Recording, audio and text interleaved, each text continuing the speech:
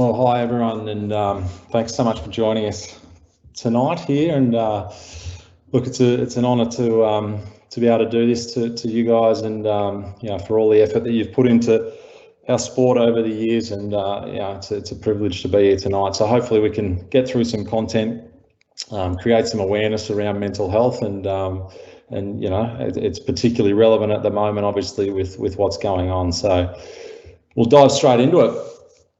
For those who don't know me, or who didn't read the blurb that Janice sent around, my name's Scott Sinclair. I was in Supercars for 14 seasons. I started as a race engineer at Dick Johnson Racing, and then I went to the Holden Racing team for 3 years as a race engineer also, and then I ended up at Kelly Racing for 6 years as the team manager. I'm on the Supercars Commission now, and I sit there on the commission as the independent member. So I don't work with the teams anymore. I work sort of outside of motorsport, but I sit on the commission and serve that. So on the commission, we identified this as something that probably hasn't been addressed a great deal, particularly in my time in the sport. So we decided to do something about it, and in its simplest form, what we decided was that we would present to this exact presentation to all the Supercars teams. And the reasons for doing it, as I touched on, was that it was something that wasn't addressed very well in my time in Supercars. It's something that I came to realise in the back half of my time in Supercars that I was actually suffering from. And the third one was the reason that we wanted to do was just to create some awareness around mental health and create it that obviously it's extremely prevalent in our society, as we'll look at throughout this presentation. But they were the three reasons. So we developed this presentation specifically for the teams, presented it to all the teams, eventually, Adrian Burgess from Supercars asked me to present it to the Supercars, so I presented it to the Gold Coast office, to Casey and Jenna, and then the Sydney office as well. So on the back of that, Jenna actually asked me to do this tonight. This was probably 3 or 4 months ago, and to be honest, I thought I was out of my depth and I wasn't prepared to do it. But as sort of the time went on, it became sort of apparent that the messaging in this, in my experience, is actually relevant, and it's a good awareness piece. So straight off the bat, I need to say that I'm not a professional in this space. I've done some research, I've been affected, and I wish I'd known more when I was particularly team manager with Kelly Racing. And I had some people in the team who were suffering from it, and I wasn't educated in this space, and I didn't understand it. I didn't know how to deal with it, and it was just a piece that I really would like to have known more on. So here we are tonight. I went cold from Jenna for probably a month, then I reached back out and said, all right, let's do this because I think it's important. So hopefully, we can create some awareness tonight and learn something. I've got to say that the messaging at times it's tailored towards more sort of younger men, which is predominantly what the supercar teams are made up of. But all the concepts are really relevant to everyone. So there's just a few little snippets in it that are tailored, but I think you'll gloss over them and understand the big point that we're trying to make here. Before I dive into this, though, I think it'd be remiss of me not to actually mention the role that you guys play and the time and effort that goes into it. So while I was actually reflecting on presenting tonight, I sort of realised that I had probably never stopped to think seriously about the number of roles and the importance that the volunteers play, particularly at the track. It's one of those things when you're there working in the team, you're doing your job, right, and you're just focused on that, and you crash or you win or whatever it might be, and then you go home and you do it all again. And sometimes my wife, I'd get home and she'd say, "Was there a big crowd there?" And I'd actually just think, "Shit, I've never even looked at the grandstand to see how many people were up there." So this has been actually a really nice reflection piece for me after spending 14 years in the sport and making a living out of it, to actually, be able to give something back. So, understanding and working with Jana through building this and understanding all the different roles. There's so many different roles, like communication marshals, flag marshals, sector marshals, what else, like fire and rescue, race control, race admin, all these things. So many roles that you guys sort of give up your precious time to fulfill. It'd be remiss of me not to sort of acknowledge that, having spent so much time in the sport. Even to the point where I had to update this cover page, which you're looking at, this shot from Bathurst last year, and I found myself actually counting the number of marshals and volunteers I can see. They're lined up all along the side of the track, in the starters rostrum, and there's cars at the back there. So, it's crazy. And then, I don't know if you can see it or not, but there's a photo behind me from many years ago at Eastern Creek, and then I found myself counting there, and there's almost more volunteers in that shot than there is crowd. So it's unbelievable, the amount of time and effort you guys put in. So that sort of made me reflect even more. I know I'm diverging a little bit here, and we will jump into it. But volunteering, it's such a great thing, and it's probably something I haven't spent enough time doing in my time. So, the power of volunteering and the act of giving, and that bond you get, from sharing something in common and working towards a common goal. And, you're all in the trenches together. Some days you might be at Darwin, sweating it out in a fire suit in the sun all day, in the cold of winter, in the middle of winter. So, I just reflected on it, and I had to do a Bunnings barbecue stint. I'm talking 2 hours on a Sunday afternoon, and I was like, oh shit, I don't want to do this. But you get down there, and all these dads who I ended up doing it with. Now I see them at Kinder, who we were doing this barbecue for, and we've got this. Only it's a small bond, but we've sort of been through, a barbecue cooking session together. So, in this weird little way, this getting sort of preparing for this tonight has been really cool. So, thank you. Look, I know we're digressing, but as I said, for someone who's made a living out of supercars, it'd be remiss of me not to sort of acknowledge the work that you guys put in. And with that, hopefully we can all get back to the track soon, and catch up with those colleagues who you might not have seen for 12 months or more. Before we get back to the track, though, there is that thing called COVID, which we've got to navigate, and it's a challenge, right? And it's having a big impact on people's mental health, on the East Coast particularly, getting smashed at the moment. So hopefully what we discuss tonight can assist a little bit in that space. One more thing, I suppose, I just forgot to mention, but I couldn't believe these numbers when Jana showed me this, and 24,000 hours volunteered last year, 2,500 active volunteers. Like, it's incredible. So just to reiterate the point I made before, super grateful for the work that and the volunteering that you guys do. Okay, onto what we signed up for. So mental health, right? It's probably one of those things, where do you start, right? But I think what it's important to do is just to break it down, okay? So people typically think, when we talk about mental health, people typically think about mental illness. That's the sort of the go-to. Very little time and thought is put into mental wellness. And I think it's really important that everyone understands that mental health encompasses both mental wellness and mental illness. And I liken it to fitness, right? So if someone asks you, what's your fitness like? Your fitness might be good, it might be bad, or it might be somewhere in between. And you've really got to think about mental health and break it down the same way, okay? So how's your mental health?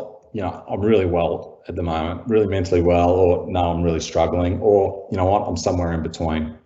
So it's really understanding that. And when we talk about mental health, we really want to think about both sides of the spectrum, okay? And it's really important that everyone has a basic understanding of that and what that term means, and what we'll talk about tonight is actually what it looks like. So what we want to do tonight is create this awareness, okay? Awareness around mental health. And you'll hear me say that word a lot tonight, awareness. And we want to know what it looks like when it's good and what it looks like when it's bad also. And we want to discuss how we manage our own mental health and also how we can work with our friends and family and colleagues if they're struggling. I forgot to mention at the start, but this will go for about 45 minutes or so. So we're not going to be here. You're not going to be stuck all night. So that's what we're trying to achieve, okay? Create awareness and also sort of discuss how to manage it. So breaking it down a bit further, what I first want to do is detail a really simple concept, which is probably the one thing, if you leave here tonight with one thing, this simple concept called the wellness line is a really simple way of just sort of reflecting on where you're at, and then also starting to create that awareness about what you've got to do to action or improve your mental health. So we'll detail that. I want to talk a little bit about mental illness, depression, and anxiety. As I said, I'm not qualified in this, but just explain some of the traits, I suppose, that come along with those illnesses. Obviously, there's a lot of illnesses in the mental illness space, but just talking about those two being the primary ones. Look at some statistics around it. And then the three big things are how to get help if you're struggling, how to help someone who's struggling, and then the last one being managing your mental health, what we call coping mechanisms.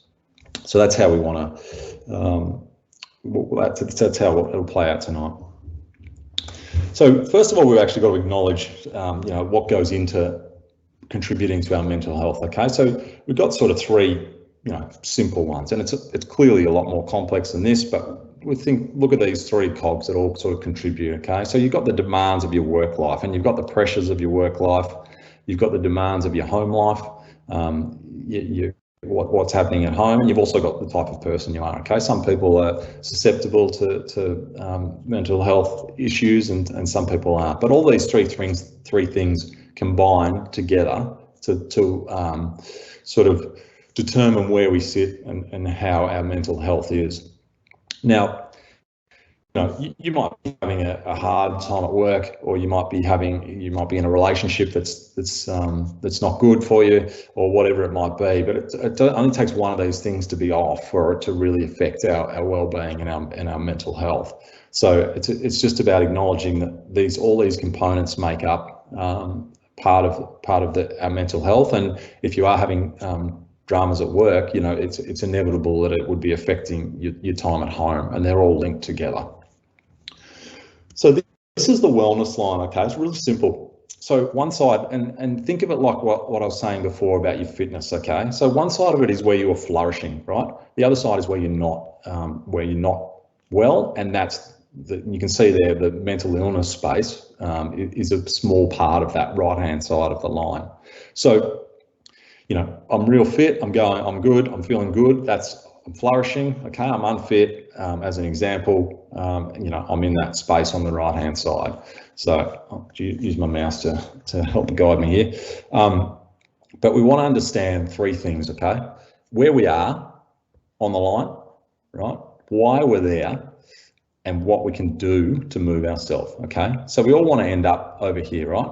This is the best version of ourselves. It's the version of ourselves that our family and our friends want, and it's also the version of ourselves that we, that we want to be. That's how we get the most out of our lives. Okay.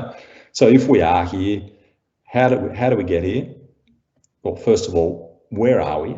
Actually taking the time to think about where you are, why are you here, okay, and what can you do to move yourself? So when I say why are you here, if you can think back to times when you might have been over on the left and flourishing, what was different in your life then that you don't have now, okay? So it might be a simple one, right? Over here, I used to run a lot, or I used to do exercise, or whatever it might be, just as an example, okay? Now I've got a job, I don't have time to do that. I don't have time to exercise, whatever, okay? Yeah, and now I'm not feeling like I used to, okay? So why are we there? And then obviously that leads to what you can do to move yourself out of that. So putting it in the emoji space, I suppose we've got, yep, I'm going good. Yeah, I'm not, I'm a bit flat. I'm really flat. And then over in this space, okay, this is the space where we're clinically diagnosed with a mental illness.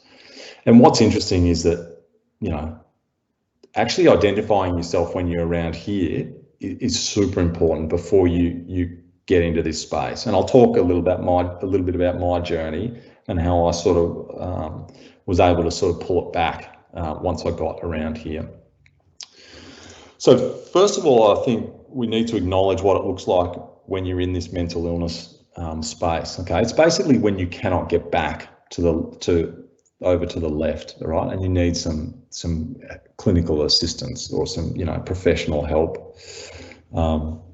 So we just want to talk about that, specifically, I suppose, depression. So, you know, obviously everyone's heard about it. If you haven't, you know, if you're not educated in this space, so it's a common medical condition, causes low mood, doesn't go away, it makes us feel sad or withdrawn, interferes with the way we go about our lives, and can make it hard to cope. You know, some people describe it as being a really dark place that's difficult to come back from, and then others just describe it as being numb.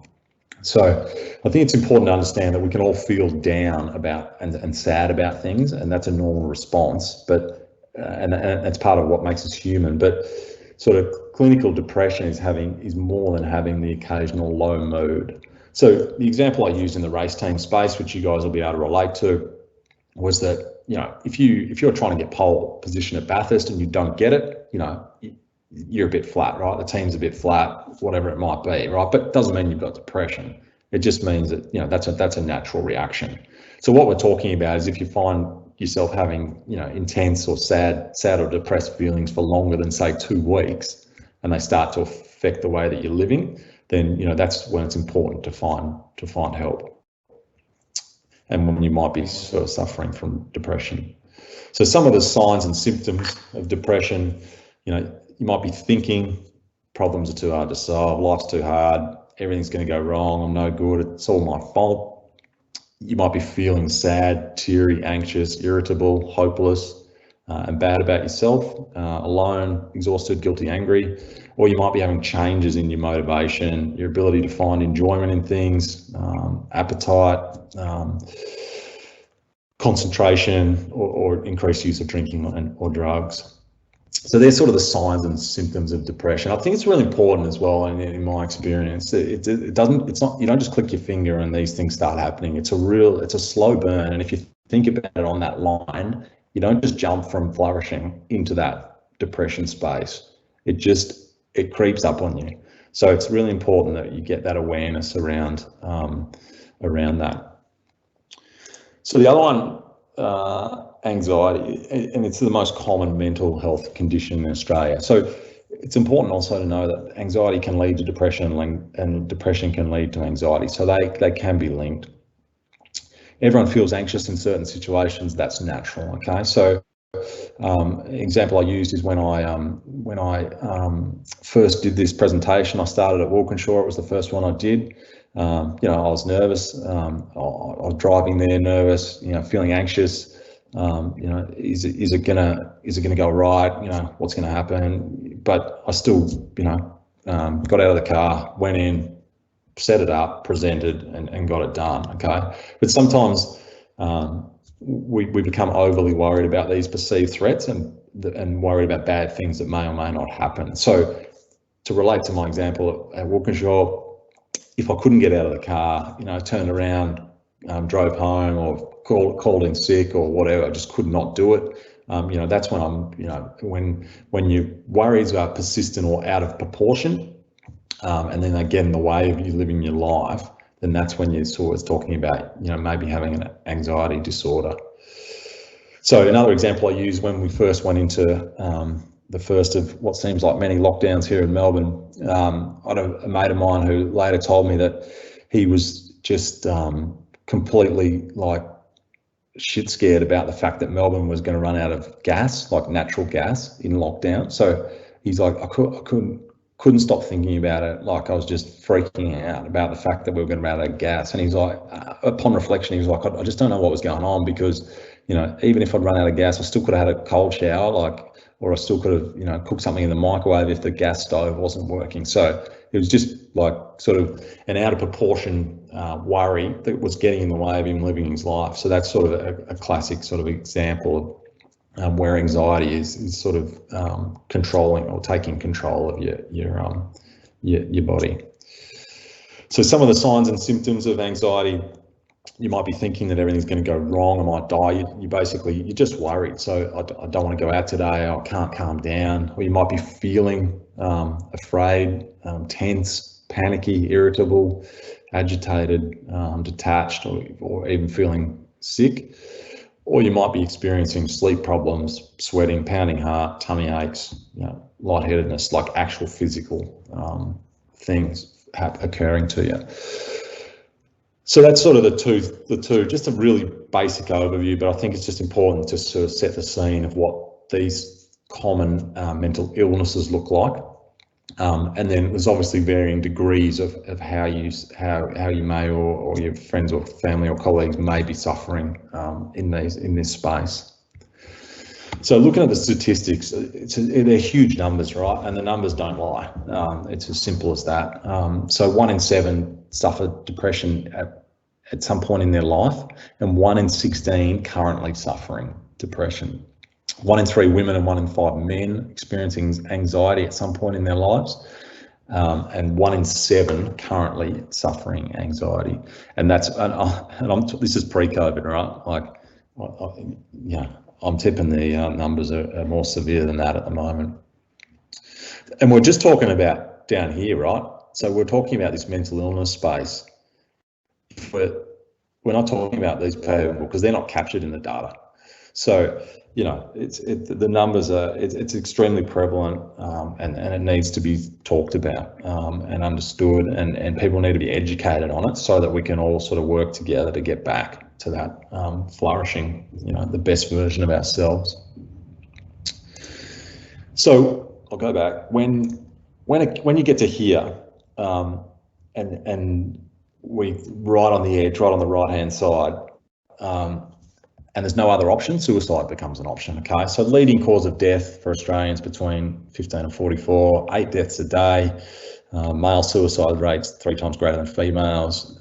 For every death by suicide, estimated 30 people attempted. And so approximately 65,000 attempts each year. So just absolutely staggering numbers. And again, we're talking about the people who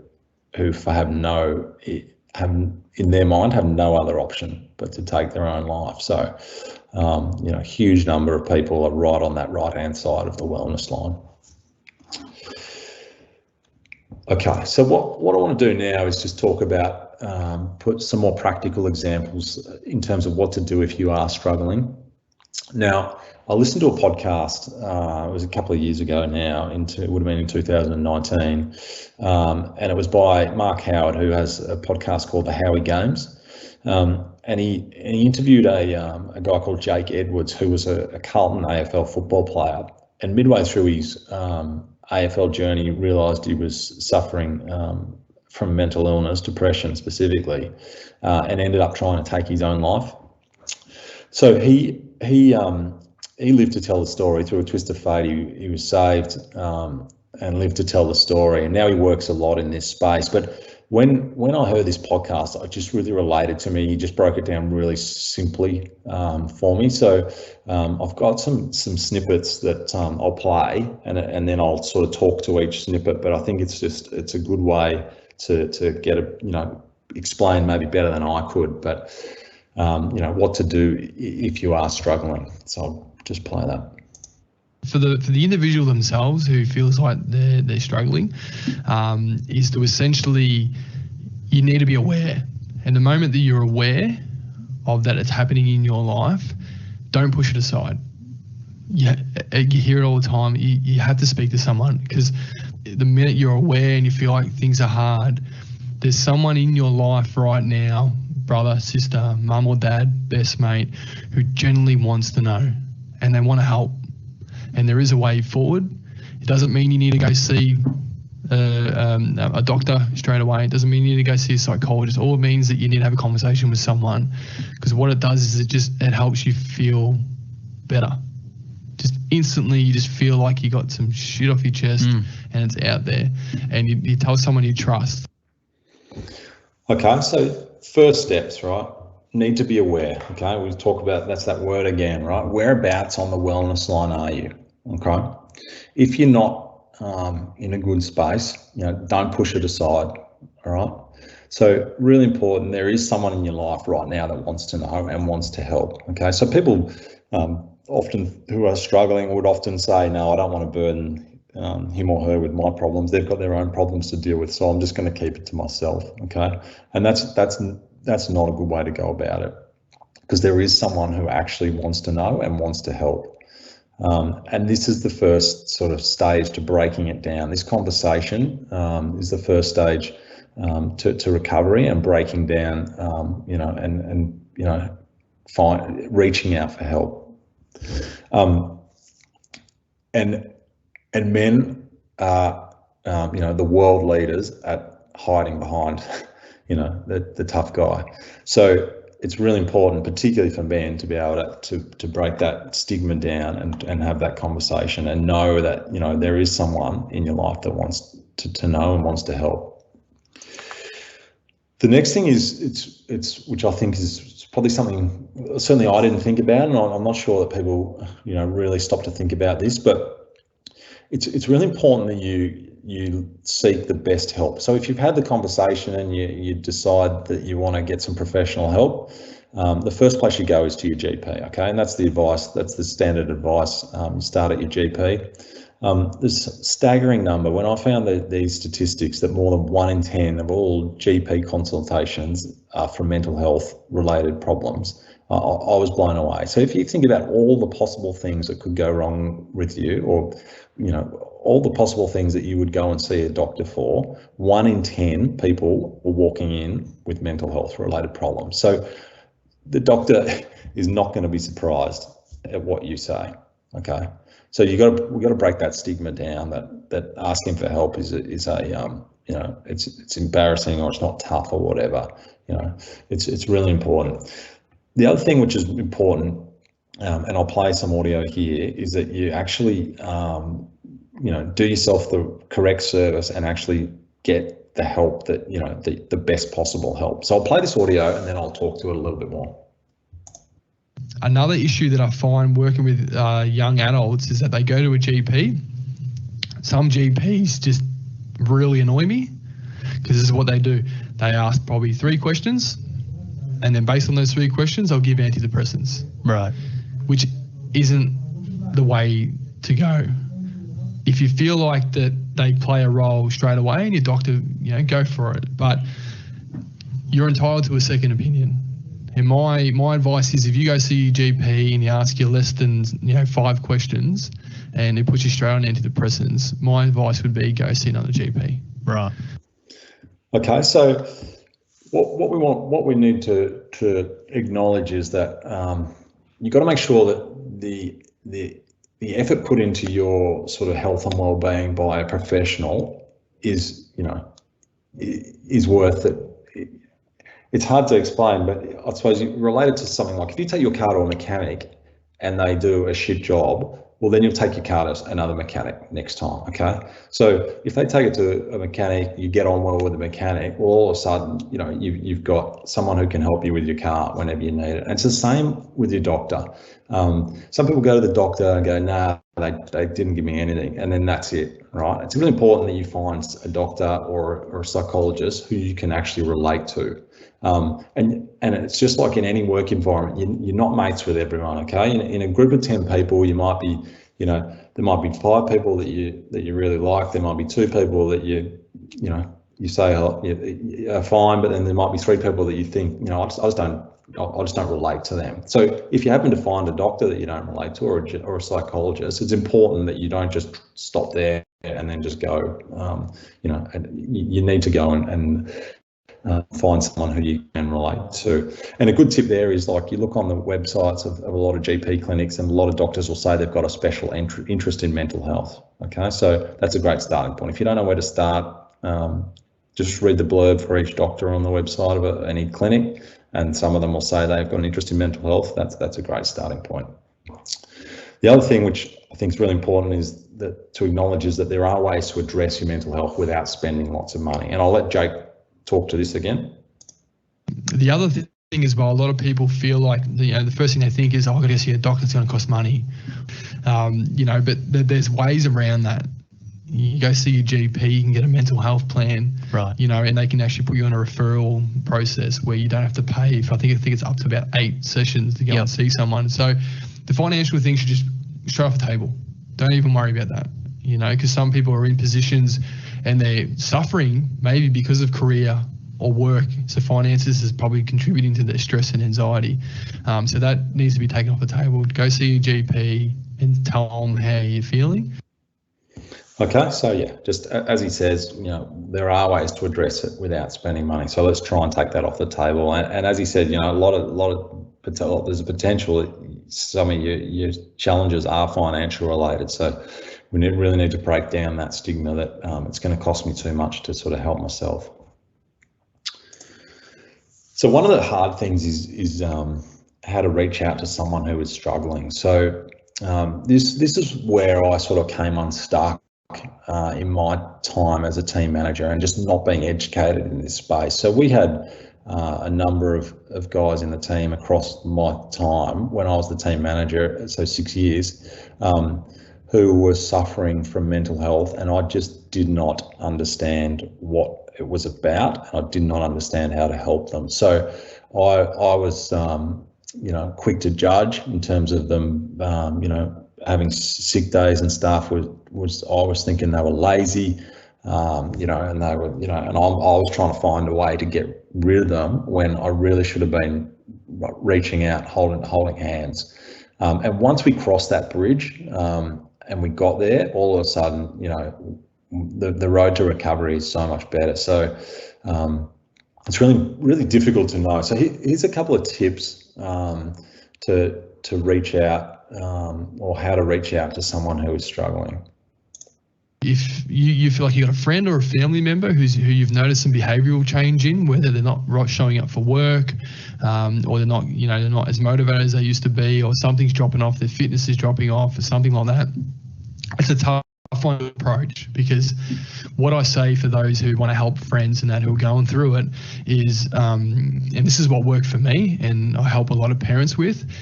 In order to approach someone you feel like who's going through a tough period, you need to be completely selfless. It can't be anything to do with you. So you might actually go up and ask them, look, we've noticed, is everything all right, mate? Because we've noticed you haven't been coming to work, or you this or that. And they might turn around, and most likely they might turn around and say, I'm fine, everything's great, which is the great Australian way. She'll be right, that type of message. And a lot of men between 30 and 55 are brilliant at it, hiding behind masks. So at that moment when you ask them, you can't make it about you, and you can't get frustrated or angry if that person doesn't want to tell you in that moment. Because the minute you do that, you're actually pushing off more pressure and anxiety on that person, because the last thing that they want to do, they're not telling you because they don't want you to be burdened with their issues. So what you got to do is if your friend or family member, you know who it is, and you know them better than anyone. So you need to get them in a comfortable environment. So for a young man who I might speak with about an issue and that, I'm not going to go to a cafe and have a latte with him and sit across from a table and look at him in the eyes and ask him, mate, what's wrong? Something's going on. He's going to be intimidated and he's not going to tell me. The best environment I can get him in for a man-to-man conversation is driving in the car, because you're both looking forward and you don't feel like you're not being judged by looking at someone in the eye. Or the other environment is essentially get them into a sport thing. So I'd go kick the footy or play basketball or something, and you get them in an environment that they're comfortable. And by doing that, you're breaking that wall a little bit. And then you just essentially just ask a question like you care, like a normal person who generally cares. Mate, what's going on? Is everything okay? So they're going to feel more comfortable in that moment to open up. So there's two aspects of that, and females are no different. You're not going to take a female to the pub for a pot and palmer, are you? You're not. If your girlfriend's struggling, perhaps a latte at a cafe is more accommodating for them. Go get your nails done, sit beside them, talk to them about life, talk, and just get them to encourage to talk, not be so upfront and confronting, because that's on your terms. And that's when they're going to turn around and probably say, no, look, I'm fine. Everything's fine. Don't worry about it. Okay, so there's a few generalisations there, but I think you get the point.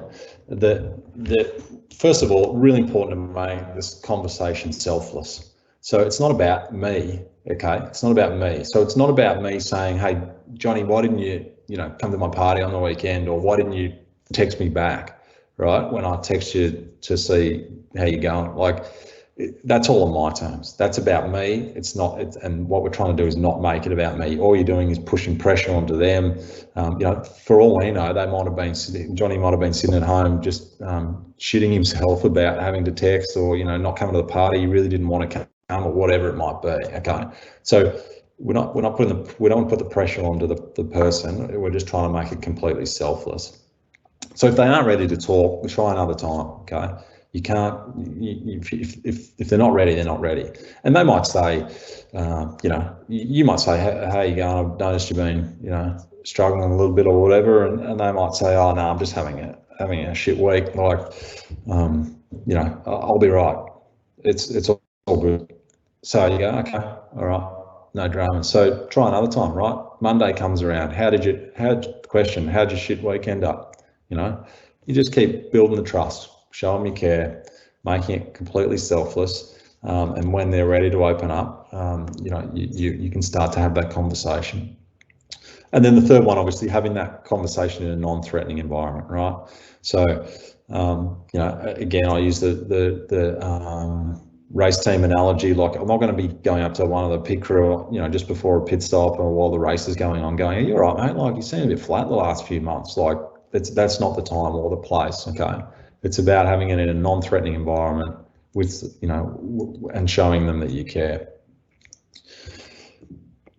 The question is as simple as that, right? Are you okay? Simple question. Don't have to overcomplicate it. It's as simple as that. It also happens to be Are You Okay Day next Friday, I think, or this Friday. Could be one of the Fridays coming. And so that's a great day for awareness, to build awareness. But you know what? Let's not wait till then. Let's tackle this tomorrow or tonight or whatever after this. It's a simple text message. Let's catch up for a chat or whatever tomorrow. How you been? It's as simple as that. Okay. So now what we want to talk about is how we control our mental health. All right. So as I said before, 3 things. Where are you on the line? How'd you get there? And how do you get back? Okay. So if you're here, how do you get back? Right? We don't have to be suffering a mental health issue or mental illness to want to get back, or we should try and get back to that flourishing, because as I've said, that's the best version of ourselves. If we're here, how do we get there? How do we get back? Same thing. All right. And understanding that, those 3 things, where are you, how'd you get there, and then how'd you get back, is what is so important. And the how do you get back component is where the coping mechanisms come in. So these are the things that we need in our lives to actually be able to manipulate our position on this line. So things in our lives that we maybe used to have, that we don't have now, that have affected our position on the line, or things that we can do in our lives to push us over to the left and get us back to that flourishing point. So I'll throw to the audio again, and just for Jake to talk through what his coping mechanisms are, just to put a bit more context into this discussion about coping mechanisms. You don't need to be suffering a mental health illness to stay in control of your mental health. It's everyday people, like yourself, mate. I'm sure you have your moments where things are crappy and stuff like that, but you've got your ways to deal with it. And my psychiatrist taught me about coping mechanisms, and coping mechanisms are essentially tools and strategies that we use to help us stay in control of our happiness, if you want to call it that. So rather than waiting for your life to fall into a heap before you start throwing your arms up in the air and getting help and things are too hard, coping mechanisms allow us to stay in control of that. So rather than, kind of intervening before it gets to that point. So what I do now is to share with the people listening is I do 3 things every single week that keep me mentally healthy. And that is essentially the beach. I live in Port Melbourne, one street back, and as you know, I go to Ocean Grove a lot. Yeah. And I spend time in the salt and sand. There's something spiritual about it, mate. I put my feet in the sand, and I'm by myself, and I'm able to connect. I hear you. None of this iPhone stuff, Yeah. or none of this technology stuff. Just get by yourself for an hour and just relax, because you allow your mind just to almost filter through all the crap that you're telling yourself and become a little bit more understanding as what factual is going on in your life, because we can tell ourselves stories sometimes, right? So that hour allows me to declutter a lot of crap. The other thing is music. I sing poorly, I play badly, I do all the above. I don't care, mate. It is, for me, music is the way that I express myself. I listen to everything, mate, from hardcore metal right through to Justin Bieber. It doesn't bother me. Music for me is my outlet. I do play instruments, and I find meditation hard. It's not for everyone, so music acts as that for me, and I get that release. It's something I've just got in my life, tattooed all over my body, love it. The third thing I do is family. So before I come here today, mate, and we sat down and chat with yourself, and I spent out on the farm. I go home every Friday morning and spend time with the family, because I connect again. Because essentially for 4 years I wasted my connection with mum and dad, and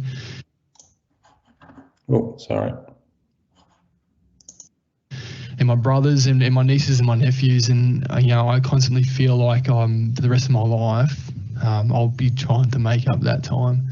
So 2 of those things are by myself, so the music and the beach, and the third thing is in a social environment. So I selected my family. Okay. So yeah, working out what moves you to the left. That's the definition of a coping mechanism. Okay. So what do you need in your life to move you to the left? And it's a great reflection piece to think back about a time when you were, when life was great and you were sort of at your peak, and what you had in that in your life then, and then actually reflecting, okay, where you're at now, and what you might be able to do, and some small changes or some big changes that you might need in your life to get you back to the best version of yourself and the version that your friends and family want you to. So it's really important that you don't wait for your life to fall into a heap before you address this. So we don't want to be over here, and I've had people say to me that if you're in this space here, it's very difficult to get back. So we want to really target the people who are in this space here in the middle, who to try to create that awareness and move yourself back. If you don't know where to start, one of the great things to do is just to go for a walk, and it's just such a simple thing, and life just flies by and we just don't do it anymore. And I think one of the great things about COVID is it's actually got people outside again, largely because there's nothing else to do. But look, if you don't know where to start, and if you're really struggling, just walk to the letterbox and back, right? Next day, maybe walk around the block, keep going a bit further every day. But if you don't know where to start and you're at a complete loss, and you're looking at this tonight and you're thinking, I do not know where to start, I would say the first thing to do is just tomorrow or tonight, whatever, go for a walk. Okay, I want to talk a little bit about my situation now, and sort of what it looked like for me. So at its worst, I reckon I was about there on the line. And what that looked like for me, basically not wanting to talk to anyone, short fuse and irritable. So I was able to hold it together at work, and I was in the race team at the time.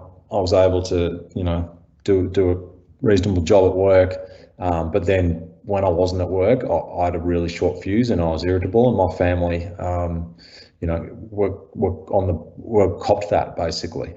And I don't know if you guys have seen that Australian story with Luke Longley the other night, and he basically said the exact same thing.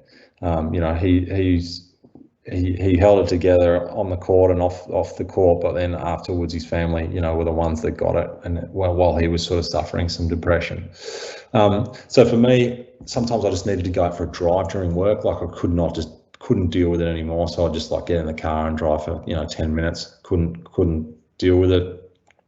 Not looking at anyone in the eye. A bit of a strange one, but again, just crept up over time. When I drank, I was drinking too much, and I also lost my sense of humour. So these are all things that, like, I touched on it earlier, but you don't just click your fingers and they stop happening. These are things that just, for me, they just crept up on me and just kept moving me more and more to the right-hand side of this wellness line. And all these things, and you just sort of come to be aware of them slowly. It was slowly for me, but hopefully with some awareness, you guys can start to sort of unpack it a bit faster than I was able to. But it took me 6 months from that point to be able to pick it apart enough to then be able to do this. So the podcast that I've referenced tonight with Jake Edwards, his coping mechanisms really hit the spot for me, because I realised that a lot of the things that I used to do, I just wasn't doing. And exercise was a big one for me. Used to exercise a lot, and I just got so obsessed with work that I just was not exercising at all, not listening to music. So again, for me, it was just putting the headphones on, listening to music from my childhood, whatever, and just having that time to myself. So I wasn't investing any time in myself. And then the other one was just socialising. I just put zero effort into socialising. So I had the race team, and that was a good social bunch, but outside of the race team, I'd put no effort into it, and to the point where I basically had no good friends. So when I got out of the sport, it really hit me, and I realised how little effort I'd put in to that. And I'm still sort of building the bridges to actually get meaningful relationships with people where I can have really robust friendships with people. So they were the things that sort of can get me back. And now, like, having had the conversation and been through this with my wife, she knows when I need to address this, right? And she can see it now, and we can work through what it looks like for me. Sometimes she'll say, just go for a run, like, or why don't you call Johnny or whatever and go out for a drink or kick the footy or whatever you do. So, it's having her now understanding, and me, or both of us understanding, that what I need in my life to maintain that sort of flourishing and that best version of myself. So it's different for everyone, right? And some people, like one of the drivers from one of the race teams pulled me up after I did this and said, you know what, those three things that you listed, they're exactly the same for me. And he'd already been through the process. So, you might be looking at it going, oh shit, yeah, those three things, like, that'll work for me. Or you might look at it and go, no. But it's just about taking that time to reflect, and actually, taking the time to understand what you need in your life. I just want to touch briefly on the what we call false coping mechanisms and what they look like, and drugs and alcohol in particular. So if you're sitting here on the line, right, a real easy fix is to have however many pints, 8 pints of beer and maybe a kebab at the end of the night, right? Like, that's a real cheap, well, it's not cheap, but that's an easy fix, okay? But guess what happens tomorrow, right? You're worse off. You're broke, you're hungover, you've done nothing to actually address the situation. So what do? The next night, you do it again, right? You're looking for that quick fix. It's the same with drugs, right? So these are what we call false coping mechanisms. So yes, you might feel high, I'm flourishing, life's great when you've 8 beers in, but the next day it's no good, it's worse. And then this vicious cycle of just pushing you further and further away from your end goal is occurring. So that's just wanted to touch on that and put it graphically, how it might look, when you try and move into that space through these mechanisms of drugs and alcohol. Okay, that is it. So just want to recap.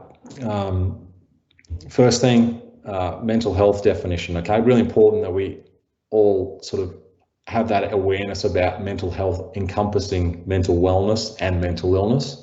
So that fitness analogy, which I've said a few times, right? So we want to be mentally well. We want to be, it's the same as the fitness side of it. 2, that awareness, okay, where are we on the line, on the wellness line? 3, if you need help, right, there is someone who wants to know, okay? Having that conversation with someone you trust is the first thing, or going to your GP and keeping in the back of your mind that, you need to find someone who you can relate to. If you know someone who's not okay, show them you care, okay? Ask them the question, build that trust with them to the point where they can start to sort of articulate what's going on in their life, and then, you'll be able to work with them to make some changes to help them out, okay? The 5th one, coping mechanisms, right? How can we manipulate our position on that line to get to where we want to be, flourishing, okay? Look, I think, it's a saying that gets thrown around nowadays, but it's just so relevant, right? It's okay not to be okay, and to actually, acknowledge it. And it's like any difficult conversation you have in your life. You put up this barrier around not wanting to have a conversation with someone. What are they going to think? What are they going to do? Are they going to laugh at me? It's all these barriers and all this rubbish that we tell ourselves. But once we have that conversation, whether it's in a workplace, about someone who's behaving badly or whatever it might be, inevitably we feel better, and and everyone's on the same page, and it just makes it so much easier to get on and get the next step sorted. So they're the 5 key points. So just want to reference this How We Games episode. So on where you get your podcast, which I think you can get How We Games on Spotify now, or the some of the other apps, but that's episode 13 with Jake Edwards. So it goes for an hour and a half. He details his story, and then on the second half, it's about the space that he works in now, of which I've taken a lot of those clips. Another interesting one is James Hird, who is a champion AFL footballer as well, and coach, former AFL coach, who tried to take his own life as well, suffering mental illness. And he has an interview with Shane Crawford. So if you search AIA interview with James Hird, you'll find that. That goes for about an hour. It's just an interesting piece if you're interested. If you're really struggling, super important. These are the places to start. So Lifeline, really important that we head to these places if we're struggling. So you might be in that space on the right hand side at the moment. You might be sitting there tonight. If you need to make these calls, then you definitely should. But if you can start by talking to someone, then that's a good start. Okay, so that is that. Look, as I said from the beginning, if there's one sort of tool you can take out of this, it's get a piece of paper, get a pen, draw that wellness line, flourishing on the left, not flourishing on the right. Think about where you are. Okay. Thanks again for jumping on and listening. Hopefully you're a bit more, you got a bit more awareness about this than you did an hour ago. I have talked for a bit longer than I promised, so I apologise for that. Really important in these challenging times that we don't beat ourselves up. Look after yourselves, and also really importantly, actually spend some time on yourself. Okay, so whether it's escaping from work or escaping from being buried in looking after your family or whatever your commitments are, sure you spend some time looking after yourself. And that's it. So thanks again for the work you guys do, ongoing, and hopefully we'll bump into you at the track sometime soon. Have a great night, and we'll see you soon. Thank you.